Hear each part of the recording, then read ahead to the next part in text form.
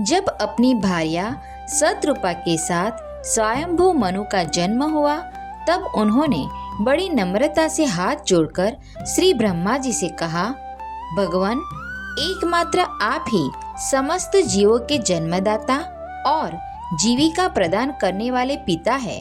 तथापि हम आपके संतान ऐसा कौन सा कर्म करें जिससे आपकी सेवा बन सके। हम आपको नमस्कार करते हैं। आप हमसे हो सकने योग्य किसी ऐसे कार्य के लिए हमें आज्ञा दीजिए जिससे इस लोक में हमारी सर्वत्र कीर्ति हो और परलोक में सद्गति प्राप्त हो सके।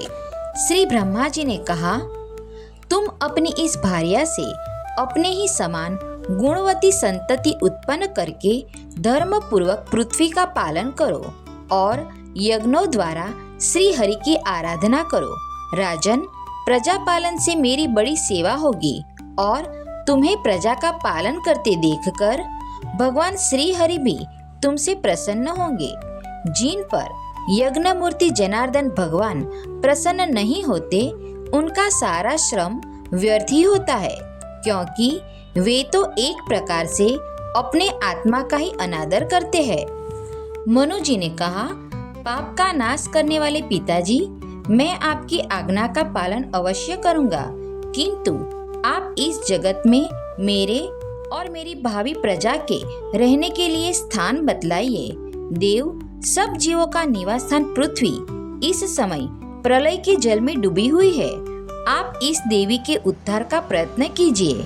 पृथ्वी को इस प्रकार अथाह जल में डूबी देखकर ब्रह्मा जी बहुत देर तक मन में यह सोचते रहे कि इसे कैसे निकालूं। जिस समय मैं लोक रचना में लगा हुआ था, उस समय पृथ्वी जल में डूब जाने से रसातल को चली गई। हम लोग सृष्टि कार्य में नियुक्त है, अतः इसके लिए हमें क्या करना चाहिए। अब तो जिनके संकल्प मात्र से मेरा जन्म हुआ है, वे सर्वशक्तिमान श्री हरि ही मेरा यह काम पूरा करे। ब्रह्मा जी इस प्रकार विचार कर ही रहे थे कि उनके नासा छिद्र से अकस्मात अंगूठे के बराबर आकार का एक वाराह शिशु निकला। बड़े आश्चर्य की बात तो यह हुई कि आकाश में खड़ा हुआ वह वाराह शिशु प्रजापति के देखते ही देखते बड़ा होकर क्षण भर में हाथी के बराबर हो गया। उस विशाल वराह मूर्ति को देखकर मरीचि आदि मुनिजन, सनक आदि और स्वयंभू मनु के सहित श्री ब्रह्मा जी तरह तरह के विचार करने लगे। अहो, सूकर के रूप में आज यह कौन दिव्य प्राणी यहाँ प्रकट हुआ है। कैसा आश्चर्य है, यह अभी अभी मेरी नाक से निकला था। पहले तो यह अंगूठे के पोरुए के बराबर दिखाई देता था, किंतु एक क्षण में ही बड़ी भारी शिला के समान हो गया। अवश्य ही यज्ञ मूर्ति भगवान हम लोगों के मन को मोहित कर रहे हैं। ब्रह्मा जी और उनके पुत्र इस प्रकार सोच ही रहे थे कि भगवान यज्ञ पुरुष पर्वताकार होकर गरजने लगे। सर्वशक्तिमान श्री हरि ने अपनी गर्जना से दिशाओं को प्रतिध्वनित करके ब्रह्मा और श्रेष्ठ ब्राह्मणों को हर्ष से भर दिया। अपना खेद दूर करने वाली मायामयी वराह भगवान की घुरघुराहट को सुनकर वे जनलोक, तपलोक और सत्यलोक निवासी मुनिगण तीनों वेदों के परम पवित्र मंत्रों से उनकी स्तुति करने लगे। भगवान के स्वरूप का वेदों में विस्तार से वर्णन किया गया है, अतः उन मुनीश्वरों ने जो स्तुति की उसे वेद रूप मानकर भगवान बड़े प्रसन्न हुए और एक बार फिर गरज कर देवताओं के हित के लिए गजराज की सी लीला करते हुए जल में घुस गए। पहले वे शुकर रूप भगवान पूंछ उठाकर बड़े वेग से आकाश में उछले और अपनी गर्दन के बालों को फटकार कर खूरों के आघात से बादलों को छितराने लगे। उनका शरीर बड़ा कठोर था, त्वचा पर कड़े कड़े बाल थे, दाढ़ें सफेद थी और नेत्रों से तेज निकल रहा था। उस समय उनकी बड़ी शोभा हो रही थी। भगवान स्वयं यज्ञ पुरुष है, तथापि सूकर रूप धारण करने के कारण अपनी नाक से सूंघ सूंघ कर पृथ्वी का पता लगा रहे थे। उनकी दाढ़ें बड़ी कठोर थी। इस प्रकार यद्यपि वे बड़े क्रूर जान पड़ते थे, तथापि अपनी स्तुति करने वाले मरीचि आदि मुनियों की ओर बड़ी सौम्य दृष्टि से निहारते हुए उन्होंने जल में प्रवेश किया। जिस समय उनका वज्रमय पर्वत के समान कठोर शरीर जल में गिरा, तब उसके वेग से मानो समुद्र का पेट फट गया और उसमें बादलों की गड़गड़ाहट के समान बड़ा भीषण शब्द हुआ। उस समय ऐसा जान पड़ता था मानो अपनी उत्ताल तरंग रूप भुजाओं को उठाकर वह बड़े आर्त स्वर में हे यज्ञेश्वर मेरी रक्षा करो इस प्रकार पुकार रहा है। तब भगवान यज्ञमूर्ति अपने बाणों के समान पैने खुरों से जल को चीरते हुए उस अपार जल राशि के उस पार पहुँचे। वहाँ रसातल में उन्होंने समस्त जीवों की आश्रयभूता पृथ्वी को देखा, जिसे कल्पांत में शयन करने के लिए उद्यत श्री हरि ने स्वयं अपने ही उदर में लीन कर लिया था। फिर वे जल में डूबी हुई पृथ्वी को अपनी दाढ़ों पर लेकर रसातल से ऊपर आए। उस समय उनकी बड़ी शोभा हो रही थी। जल से बाहर आते समय उनके मार्ग में विघ्न डालने के लिए महापराक्रमी हिरण्याक्ष ने जल के भीतर ही उन पर गदा से आक्रमण किया। इससे उनका क्रोध चक्र के समान तीक्ष्ण हो गया और उन्होंने उसे लीला से ही इस प्रकार मार डाला जैसे सिंह हाथी को मार डालता है। उस समय उसके रक्त से थूथनी तथा कनपट्टी सन जाने के कारण वे ऐसे जान पड़ते थे मानो कोई गजराज लाल मिट्टी के टीले में टक्कर मारकर आया हो। जैसे गजराज अपने दांतों पर कमल पुष्प धारण कर ले, उसी प्रकार अपने सफेद दांतों की नोक पर पृथ्वी को धारण कर जल से बाहर निकले हुए तमाल के समान नील वर्ण वराह भगवान को देखकर ब्रह्मा, मरीचि आदि को निश्चय हो गया कि ये भगवान ही है। तब वे हाथ जोड़कर वेद वाक्यों से उनकी स्तुति करने लगे।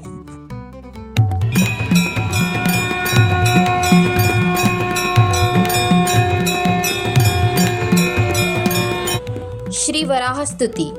जितं जितं ते जित यज्ञ भावन त्रयीं तनुं स्वां परिधुन्वते नमः। यद्रोमगर्ते सुनीलील्युरध्वरा तस्मै नमः कारणशूकराय ते। रूपं तवेतन्ननु दुष्कृतात्मनां दुर्दर्शनं देव यदध्वरात्मकं। छन्दांसि यस्य त्वचिवर्हिरोमस् वाज्यं दृशि त्वं दृशु चातुर्होत्रं। स्त्रुक्तुण्ड आसीत् स्त्रुव ईशनाशयो रीडोदरे च मसः कर्णरन्ध्रे। प्राशीत्रमास्ये ग्रसने ग्रहास्तुते यच्चरणवं ते भगवन्नग्निहोत्रं। दीक्षानुजन्मोपसदः शिरोधरं त्वं प्रायणीयो दयनीयद्रष्ट। जिह्वा प्रवर्ग्यस्तव शीर्षकं क्रतो सव्यावसत्यं चितयो सवोहिते। सोमस्तु रेतः सवनान्यवस्थिति संस्था विभेदास्तव देवधातव। सत्राणि सर्वाणि शरीरसन्धि त्वं सर्वयज्ञक्रतुरिष्टिबन्धनः। नमो नमस्ते किलमन्त्रदेवता द्रव्याय सर्वक्रतवे क्रियात्मने। वैराग्य भक्त्यात्मजयानुभावित ज्ञानाय विद्या गुरुवे नमो नमः। द्रष्टाग्रकोट्या भगवन्स्त्वया धृता विराजते भूधर भूसभूधरा। यथा वनानि सरतो दत्ता धृता मतङ्गजेन्द्रस्य सपत्रपद्मिनी। त्रयीमयं रूपमिदं च सौकरं भूमण्डले नाथ दत्ता धृतेन ते।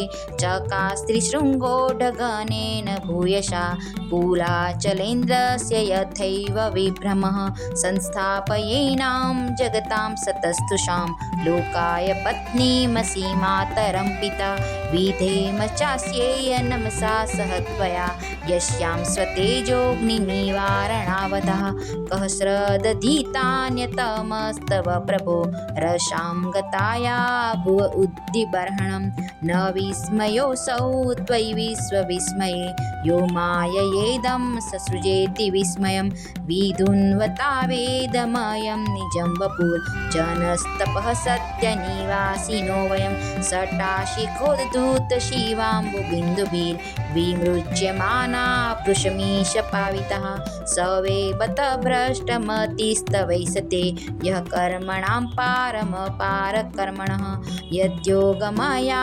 गुणयोगमोहितं विश्वं समस्तं भगवन् विदेशं विश्वं समस्तं भगवन् विदेशम्।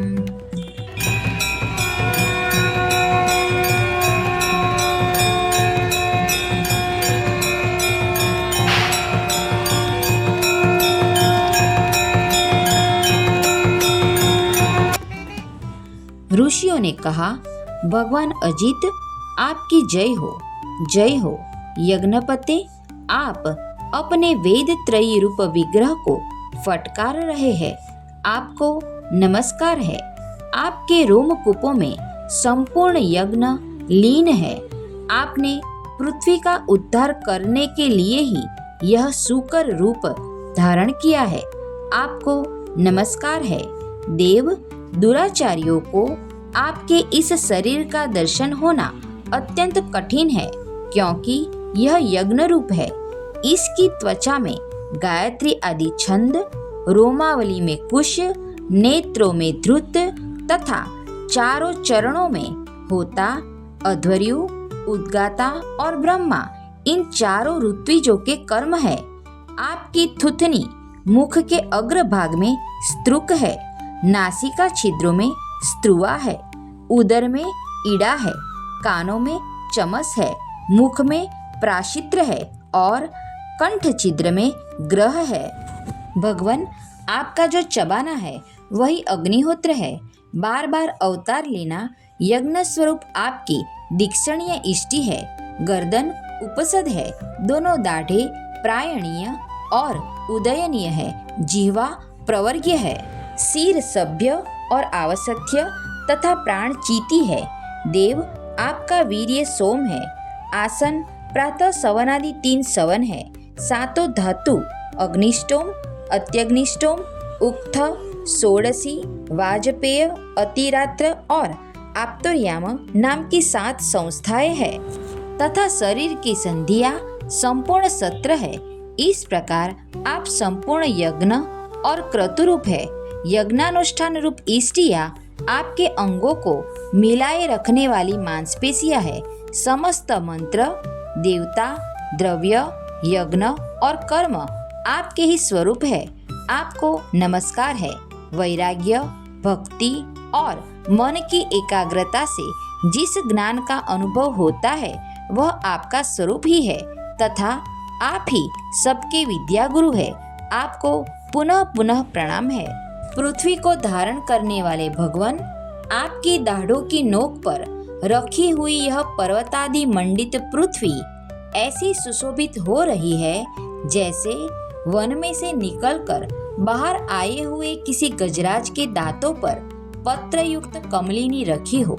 आपके दांतों पर रखे हुए भूमंडल के सहित आपका यह वेदमय वराह विग्रह ऐसा सुशोभित हो रहा है जैसे शिखरों पर छाई हुई मेघमाला से कुल पर्वत की शोभा होती है। नाथ, चराचर जीवों के सुख पूर्वक रहने के लिए आप अपनी पत्नी इन जगत माता पृथ्वी को जल पर स्थापित कीजिए। आप जगत के पिता है और अरणि में अग्नि स्थापन के समान आपने इसमें धारण शक्ति रूप अपना तेज स्थापित किया है। हम आपको और इस पृथ्वी माता को प्रणाम करते हैं। प्रभो, रसातल में डूबी हुई इस पृथ्वी को निकालने का साहस आपके सिवा और कौन कर सकता था। किंतु आप तो संपूर्ण आश्चर्यों के आश्रय है। आपके लिए यह कोई आश्चर्य की बात नहीं है। आपने ही तो अपनी माया से इस अति आश्चर्यमय विश्व की रचना की है। जब आप अपने वेदमय विग्रह को हिलाते हैं तब हमारे ऊपर आपकी गर्दन के बालों से झरती हुई शीतल जल की बूंदें गिरती है। उनसे भीगकर हम जनलोक, तपलोक और सत्यलोक में रहने वाले मुनिजन सर्वथा पवित्र हो जाते हैं। जो पुरुष आपके कर्मों का पार पाना चाहता है अवश्य ही उसकी बुद्धि नष्ट हो गई है, क्योंकि आपके कर्मों का कोई पार ही नहीं है। आपकी ही योग माया के सत्वादि गुणों से यह सारा जगत मोहित हो रहा है। भगवान, आप इसका कल्याण कीजिए। उन ब्रह्मवादी मुनियों के इस प्रकार स्तुति करने पर सबकी रक्षा करने वाले वराह भगवान ने अपने खूनों से जल को स्तंभित कर उस पर पृथ्वी को स्थापित कर दिया। इस प्रकार रसातल से लीला पूर्वक लाई हुई पृथ्वी को जल पर रखकर वे विश्वक्सेन प्रजापति भगवान श्री हरि अंतर्धान हो गए। भगवान के लीलामय चरित्र अत्यंत कीर्तनीय है और उनमें लगी हुई बुद्धि सब प्रकार के पाप तापों को दूर कर देती है। जो पुरुष उनकी इस मंगलमयी मंजूर कथा को भक्ति भाव से सुनता या सुनाता है उसके प्रति भक्तवत्सल भगवान अंतःस्थल से बहुत शीघ्र प्रसन्न हो जाते हैं। भगवान तो सभी कामनाओं को पूर्ण करने में समर्थ है। उनके प्रसन्न होने पर संसार में क्या दुर्लभ है, किंतु उन तुच्छ कामनाओं की आवश्यकता ही क्या है। जो लोग उनका अनन्य भाव से भजन करते हैं उन्हें तो वे अंतर्यामी परमात्मा स्वयं अपना परम पद ही दे देते हैं।